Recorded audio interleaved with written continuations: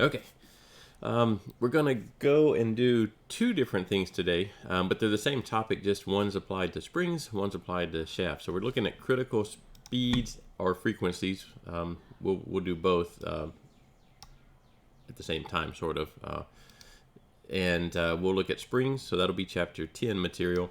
And we'll look also at shafts, which goes all the way back to chapter 7. But we put them together because they're similar topics. They're calculated different ways, but they're similar ideas. The idea being that everything is going to resonate at some frequency. And if you operate the spring or the shaft or whatever it is at that frequency, you stand a good chance for some early failure. So the first one we're going to look at is just a spring. So we'll look at chapter 10. This is chapter 10.8. And I'm going to look at valve springs. So this would be in an engine of a typical 4-stroke, engine. This particular one is from an automobile. Now the ones in this picture on the right are conical. You can kind of see they're bigger at the bottom and they taper in towards the top. We're going to look more at one that would look like this one, where it's cylindrical. You can actually see this one has ground ends on it, squared and ground ends, or closed and ground ends, whichever you want to call it. And so our analysis will look at this type of spring. This one would be a little bit different with the conical shape, and your book doesn't really go into that. I guess you could maybe approximate the critical frequency of it with the process we're going to use. Another thing that you would have to know about the equations we're going to use in chapter 10. They have a handful of, actually they have quite a few equations, but the main one that calculates frequency is 1026. I think I have it down here, right here, or actually 1025. Oh, right, yeah. You have to be careful with these, just like I was saying. 1025 and 1026 are very similar equations. You'll notice the only difference is the denominator. There's 1/2 and 1/4, and it has to do with the end conditions of the spring. So the 1/2 one is more like the scenario we have, where both ends are mounted against something, and the 1/4, so there's a 4 in the denominator. That one is the bottom is mounted to a plate and the top is free, and so it gives you a different critical frequency. Also, another thing about this equation is that it is assuming that the load you're applying is sinusoidal. Now, in an engine, you may not know at all, but it is sort of sinusoidal, but it's not actually. The way the lobes on the camshaft operate the push rod here, you can kind of see the top of the push rod, that there's a device, a mechanical component inside here that is operating this push rod. This rocker arm pushes down on the valve. This is opening an exhaust or an intake valve on an engine so that either new fuel can get in or spent fuel can get out.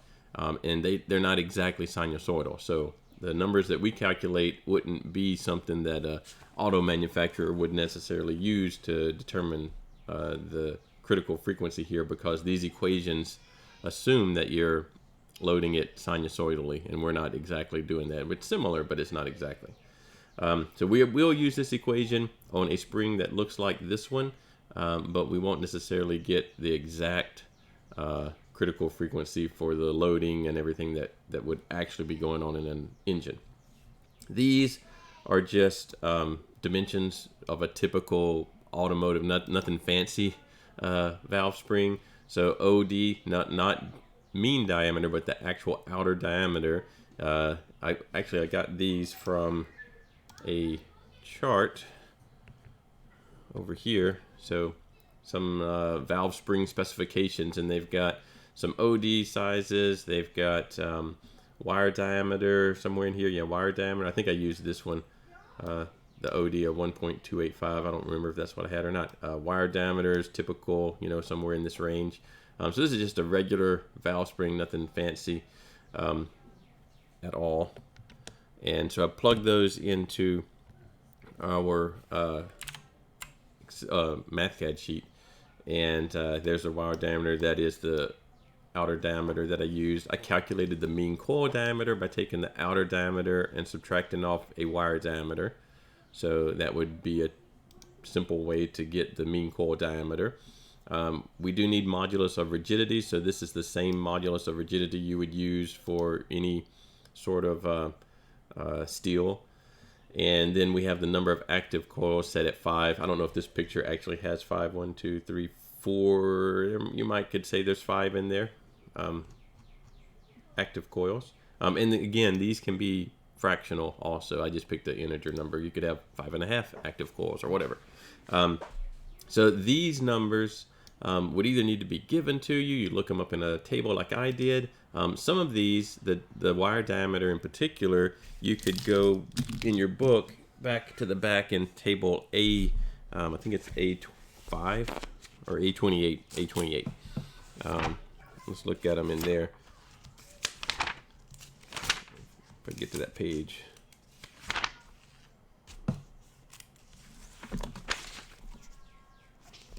So, all right, so get that off there. So table A28. Remember, there's 2 of these tables. Here's one, and then here's another one here. A lot of valve springs are made from a material similar to music wire. Some are stainless. They're all kind of different materials. I think the material that I specified in here was actually stainless. That'll come up later when we actually have to calculate the weight of the thing. But so you could get the wire diameters if you were given a gauge from a table like A28 over here. We just had a chart that gave us the table, the wire diameters. So this is all data that you would just go look up. Notice in our equation, we're going to need K, so the spring rate. And actually, valve springs, a lot of times you know that ahead of time because you're trying to get a specific spring rate so that you know how far it you determine how far it compresses based on the camshaft, and you're trying to keep those valves sealed, so you want them to have a certain holding power or seating power. But here we're going to calculate K based on the dimensions of our spring. G is the gravitational constant, so you need 32.2 feet per second squared or 9.81 meters per second squared there, depending on your units. You do have to be careful if you're doing this by hand. I'm in MathCAD, so it's handling the units for me. But particularly if you're using US units, G is going to be 32.2 feet per second squared, and all your other units are probably going to be in inches. So you do have to be careful that you have converted over feet to inches in that gravitational constant. And then this WT, that is literally the weight of the spring. How much does it weigh? And so we're going to calculate that also. So K, that we've done this before. This is equation 10.9, where it's, and again, it is an approximation of spring rate. So this is approximately equal to this. Remember, they go through Castigliano's theorem to get a spring rate, and then they approximate it with this expression.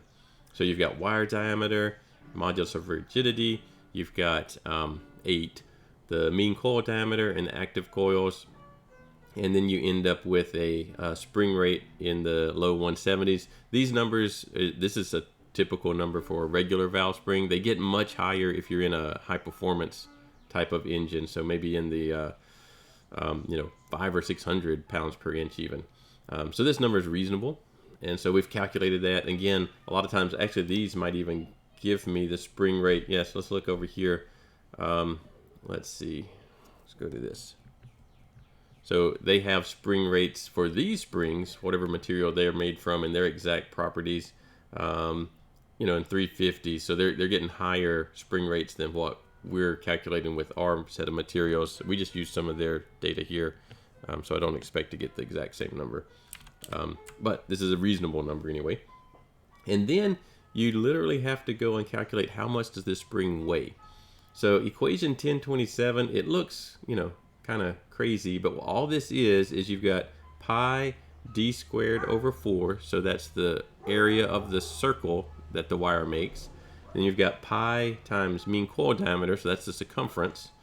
And then you've got the number of active coils. In the weight, it really is only considering the part that's moving, so the dead coils don't go into this weight calculation. So you couldn't put the spring on a scale and weigh it. to get this number. Number of active coils. So now I've got kind of a volume of coil material, and then I've got the specific gravity. So you have to look that up. Table A5 has a lot of these. And I'll show you the one that I used.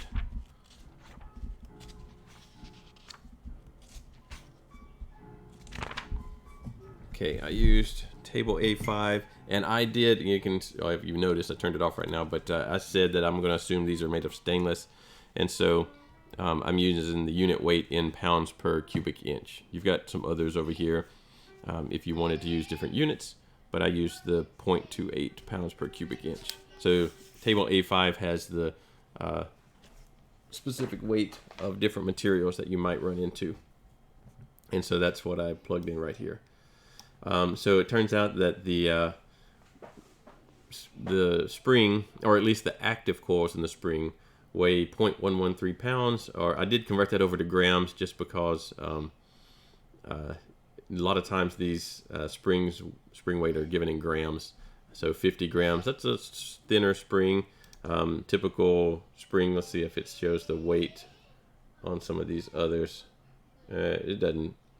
Not on the chart that I had, but they might weigh, 80, 100 grams, 70 grams, something like that. So this is a smaller spring. That's okay. So now you go in and you calculate the frequency that this spring will resonate at. Now this is the first fundamental frequency, and that's really the only one we're concerned about. There will be harmonics, or at least there can be harmonics past this. But what we're trying to do is figure out a rate that we don't want to get to. So this is the lowest frequency that it's going to resonate at. And so this is the equation we started with, equation 1025. And we're using the 1/2 version, not the 1/4 version, because our springs are held on both ends. And we've just plugged in spring rate, gravitational constant, and the weight of the active coils. And we end up with 385. Now the units on this, if you're doing this by hand, these units will come out in 1 per second, and you might think that it's radians per second, or whatever it is. So you do have to be careful. This equation will generate hertz, cycles per second, so not radians per second. In fact, MathCAD may get that wrong when you try to do other things with that. That's why I kind of did some manual calculations down here. But you do have to be careful to know what units this is going to spit out. So this equation 1025 is going to spit out hertz, so cycles per second. And so it says that if we're trying to operate this spring 385 cycles per second, so that's pretty fast, then it is going to reach its first fundamental frequency. Now your book gives you a guideline. I don't think I wrote it down here. Well, kind of did. But it tells you that you want to operate the spring 15 or 20 times less than the first fundamental frequency. So you don't even want to get close to this thing. And so what I did down here is, this part is more to relate it back to the engine speed, because normally you don't know how fast, or you're not talking about how fast the springs, the valve springs, are opening and closing. You're talking about how many RPM the engine is running. So you have to know a couple of things about the engine itself to make that work. One of the things would be that you have to know that the camshaft, so the thing that's operating the valves, is going to rotate once every time the crankshaft, the thing that the engine RPM is measured by, rotates twice. So the crank will rotate twice for every one rotation of the camshaft. So you do have to know that. Also, this is not, if you just go into MathCAD and convert this number over to RPM, it will assume this number was radians per second, which it's not, and it'll convert it incorrectly. So I manually converted it here just by saying that this number is cycles per second, so convert it into convert it into cycles, opening and closing cycles per minute, so I can get the minutes in there for RPM, and then multiply times 2 so that because the engine is actually going to rotate twice every time the camshaft rotates. And it tells me that my critical engine RPM is like 46,000 revolutions per minute, which is a ridiculous number for a automotive engine.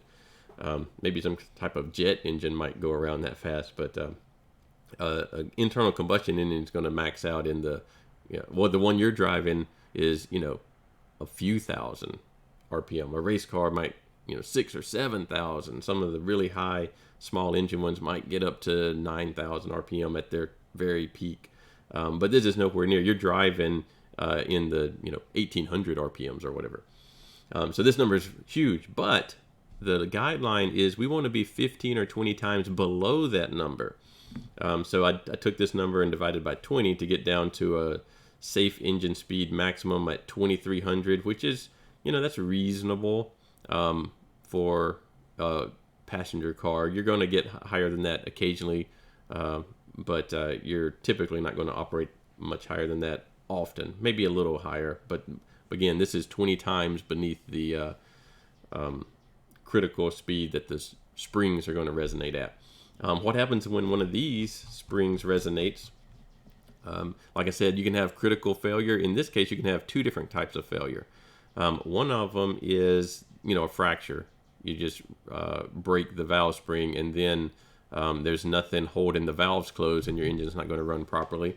The other thing is, if you get to the resonant frequency of these, they will do what's called float.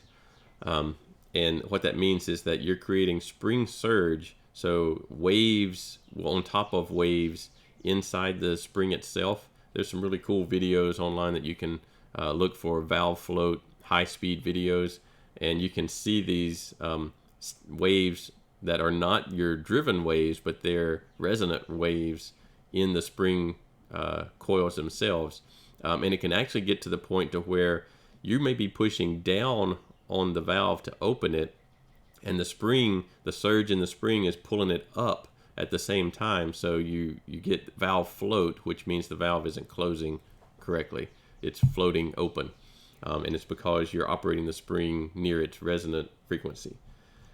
So the critical frequency calculation in springs is actually really simple. You got one equation that you have to plug some variables into.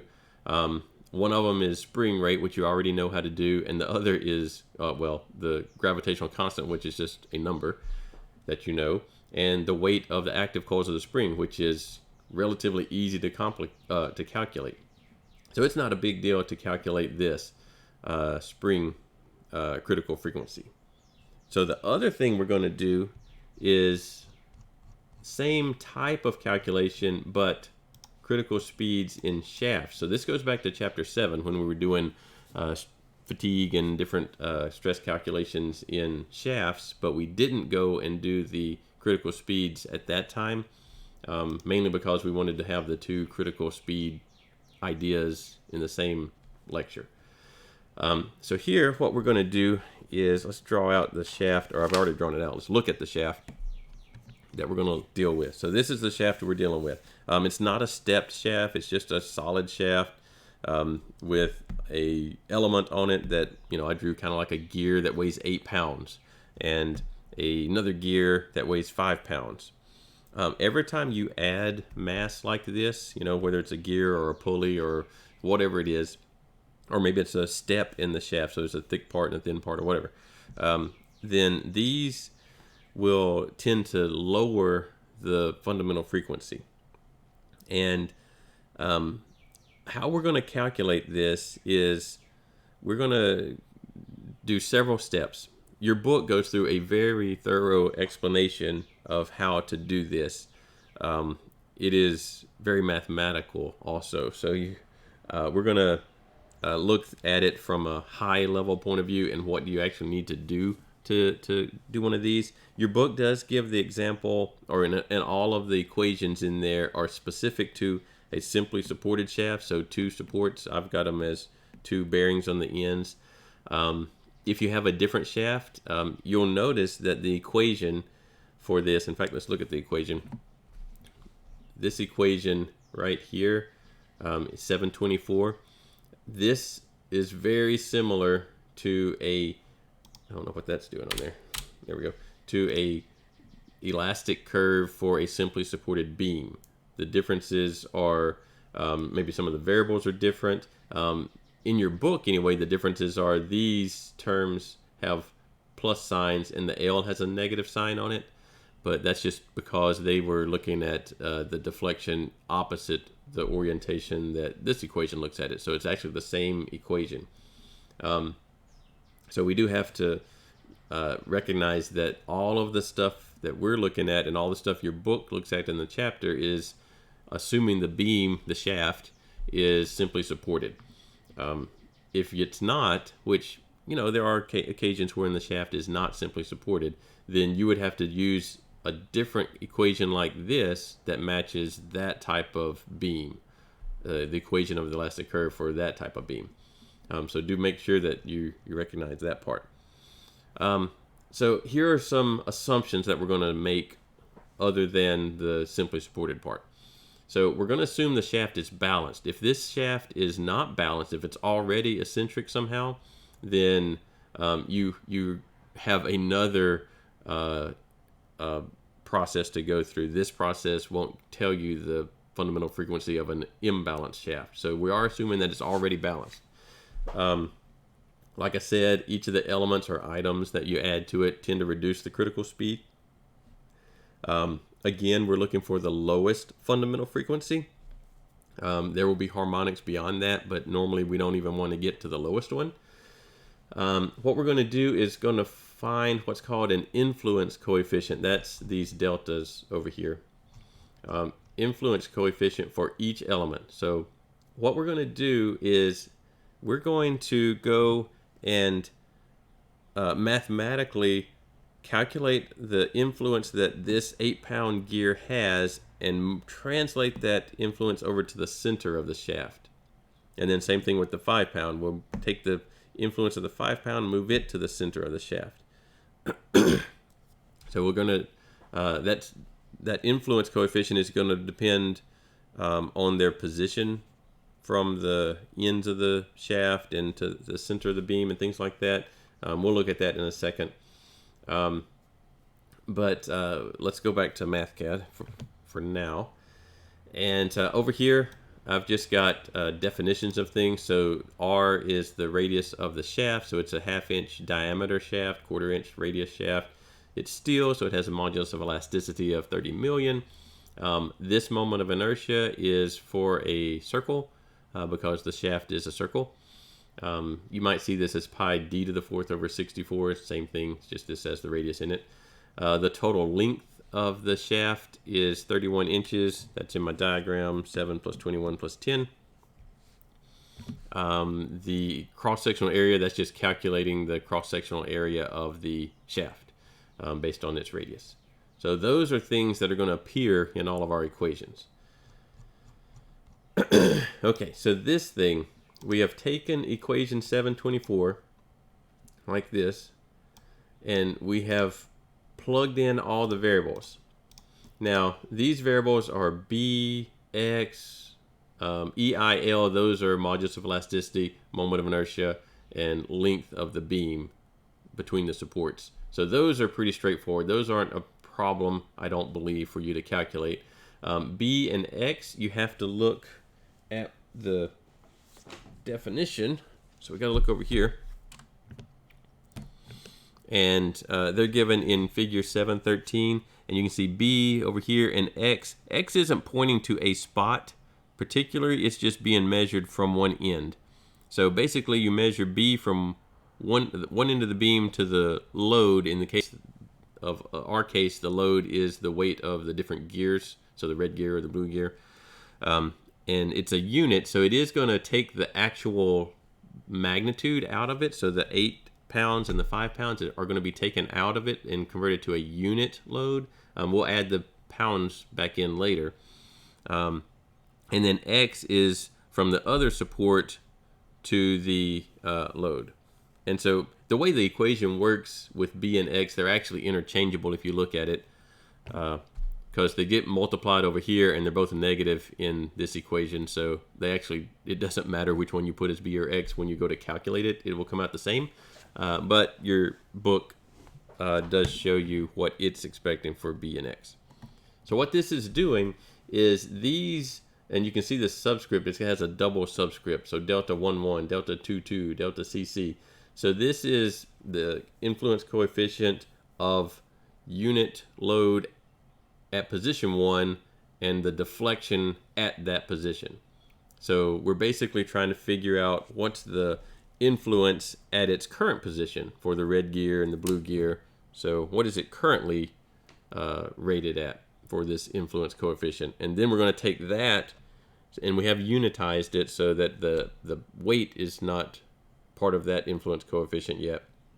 And then we're going to take that influence and, okay, well, what can we do that creates a similar influence? How much force would we have to apply at the center of the beam to create a similar influence as this 8 pounds over on its location, or this 5 pounds at its location? So that's the general idea of what we're doing. So 1-1 is location 1 caused by unit load at 1. Location 2, the deflection at location 2. So these are deltas, they're deflections. The delta deflection at location 2 caused by something at location 2. And then here is CC, so that's the C is the center. So the deflection at the center caused by a force at the center. So these you need to calculate. You will need to calculate a 1-1 and a 2-2 and 3-3 for every element on the shaft. We'll handle the actual shaft itself separate in a minute. So we only have the 2. We have the blue and the red, so we only need 2 of these guys. And then you'll calculate the last thing you'll do is the CC. So if there was a load at the center of the shaft, what would the deflection be at that point? And so you calculate that one. So this is all coming from equation 724. Now actually, let's look at that in your book. There are 2 sets of this. This is dependent on if your X value, where you're trying to calculate the deflection, is basically over on the short side of the beam. Or, well, not short. It's not the short side. It's the other side, the side that B is on. You use this equation. Or if you want to use, this as X and A versus X and B. So we use the top one. So I suppose you could use this other one if you wanted to. I don't know why you would, but maybe you would. We use the top version. So that's all of these. I did plug them into MathCAD. Now these numbers are actually probably much more. Yeah, there they go. There's all the little coefficients. Okay. Now what we're doing is we've gone in and we have the weights. So remember, these are unit effects. In fact, it's pounds per, or inches per pound. And then here are the unit weights for our 2 gears, 8 pounds and 5 pounds. So I've assigned W1 to 8 pounds and W2 for 5 pounds. Later on, look right here, in fact, not very far later, I have W's and I have Omegas. So your book, let's see if I can find where these are in your book. Yeah, here's a good spot. So this equation in particular, we're going to use parts of this equation. And so your book uses cursive looking W's and Omegas, and they're very similar. So this is Omega and that is W. So be careful. In fact, let's zoom in closer on that. Omega and W, and they look very similar if you're just looking at it real quick. So you have to be careful that you're using angular velocities and weights. So make sure you don't get those mixed up, because the variables that your book uses look similar as far as W and Omega. Well, MathCAD, they look a little bit, more distinct. Got a squared off W and a curvy Omega. So this, well, that's actually where we're at right now, is right here, equation 733. So it's telling me the weight of, whatever, let's look at the blue one. So the 8 pound gear, oops, crazy. All right, the 8 pound gear, what effect is it going to have at the center? So not what effect it'll have at the center. If I wanted to put a weight at the center, how big do I have to make that weight to have the same effect as the blue gear in its current location? So that's what this equation is telling me. And so I do that with the weight that I would replace it with at the center to have the same effect, equals the weight of the thing, so the 8 pounds, that delta 1, so its influence at its current location, and then the influence CC1, so the center location. So let's go over to MathCAD, see what that looks like. So there's the 8 pounds, there's delta 1, which is this guy, and then there's delta CC, which is this one. I don't know if I pointed out how to do BX here, but what I did is I did talk about this. I don't know if I actually showed you putting the variables in though. I used this diagram, and what I did is I measured B from the, let's see if I can get them both. I measured B from here to here, so for me it was 21 plus 10, 31 inches, and then I measured X as the 7 inches.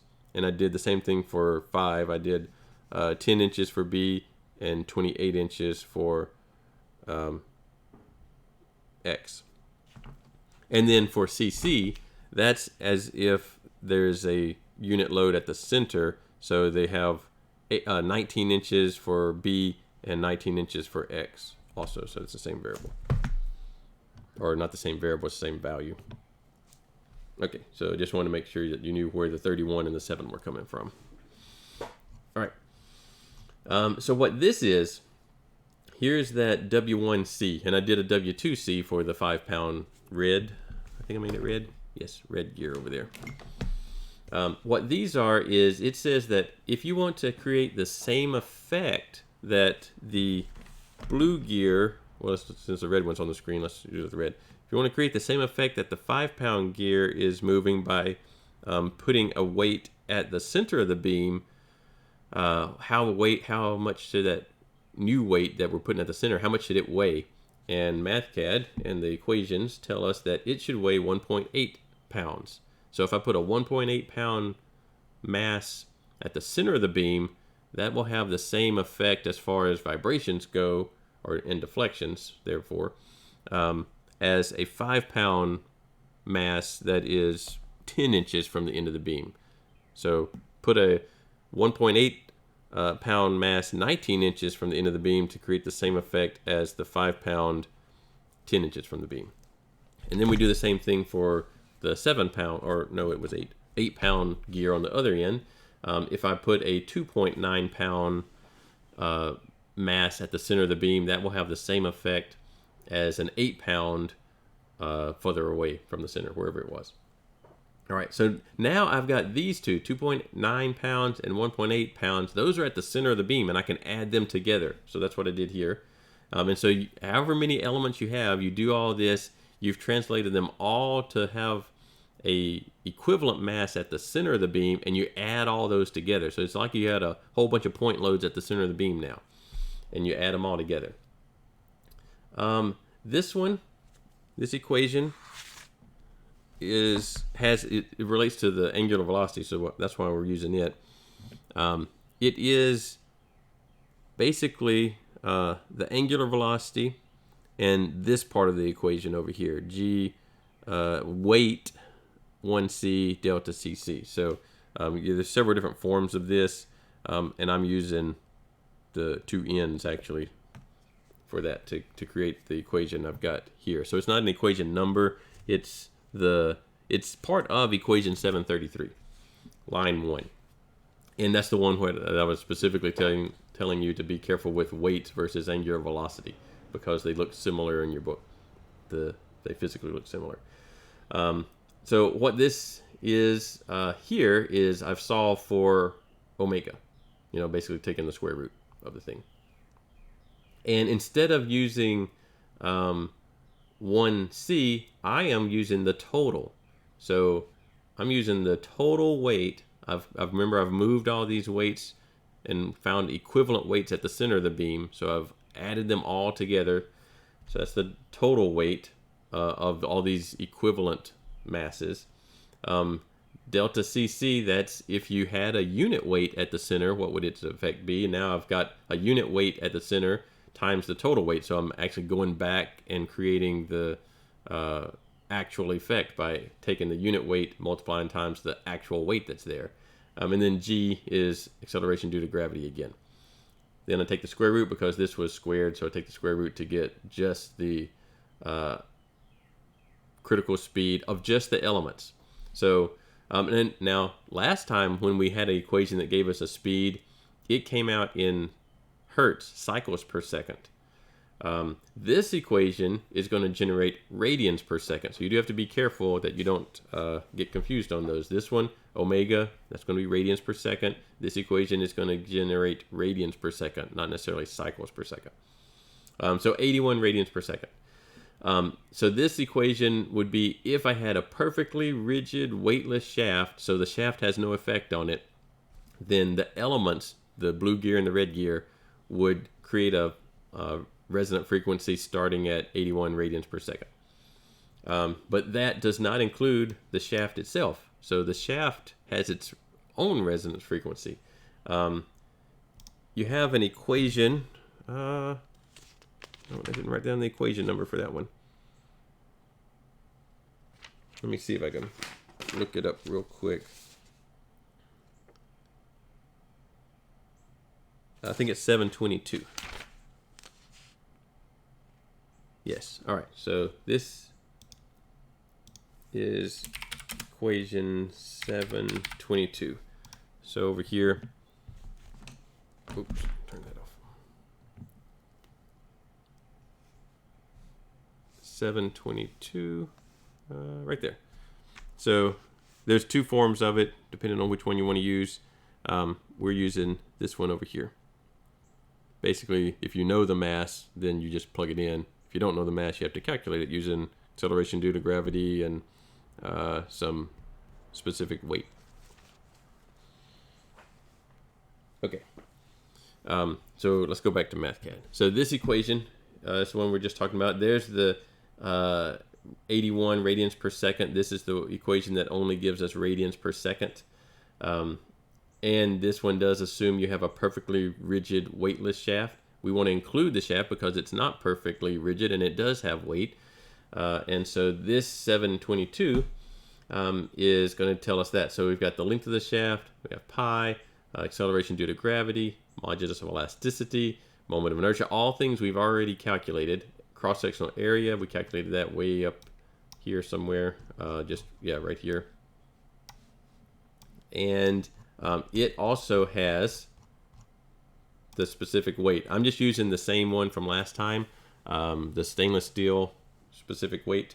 If you have a different material, then you would need to put your specific weight in for that, and that comes from table A5. So gamma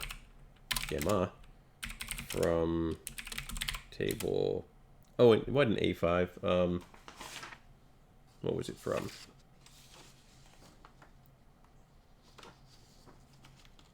Or no, table A5 is, yeah, it is table A5. So if you have to look up your material, you go to back of the book, table A5, and get the specific weight for it. And so this says that the shaft critical speed is 174 radians per second. So I've got the critical speed by adding the elements to it at 81, and I've got the critical speed of the shaft itself at 174. I got to combine them together now. So this equation, 732, is, look at it down here. We have to zoom out to see it. It's at the bottom. Oh, there it is. It's just a 1 over. It is 1 over, so you have to be careful that you're keeping track of that. It's sort of like you're adding capacitors, right? And so that's basically what it is. Now, it is an approximation, and they go through a lengthy process to actually get to that point, but we're basically just using this equation like you would add capacitors together.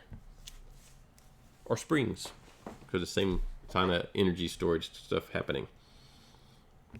That's what I did. So this angular velocity overall, this is the critical speed of the shaft combined with the two elements, the blue gear and the red gear, all at one time, has a angular velocity of 73.7 radians per second. And so this kind of does show you, if it was just a shaft, it would have had a critical speed of 174 radians per second. I added some stuff to it and reduced the critical speed quite a bit, 100 radians per second. And then this is just, this is showing that, remember in the springs, there was a recommendation to not even get to 20 times beneath your critical speed. You want to be 15 to 20 was the range. 15 to 20 times less than your critical speed. For these, you want to be at least half the critical speed on a shaft. So we basically took the critical speed calculation divided by 2, and then this just converts it to RPM because most people don't think in radians per second. So that would be a calculation to tell you that this shaft over here, with this configuration, the geometry that we talked about, we did make it stainless, although the specific weight of other steels is not that much different than the one we use for stainless. This shaft should not be run any faster than 350 RPM, which is relatively high, depending on what it's doing. But 350 RPM would be your maximum. If you ever got to twice that, you would get to the first critical speed, and now things start to resonate, and it will likely fail if it operates at that speed for long.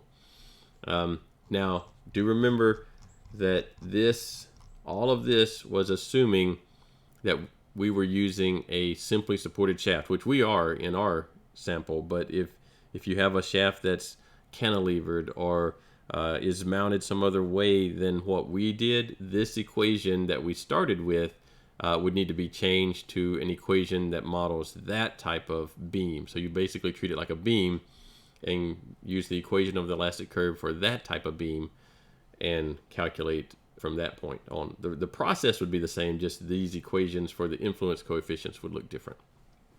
Okay. I believe that gets us spring critical speeds and frequencies and shaft critical speeds and frequencies. And we should be able to close it down there. All right, we will see you next week. Bye.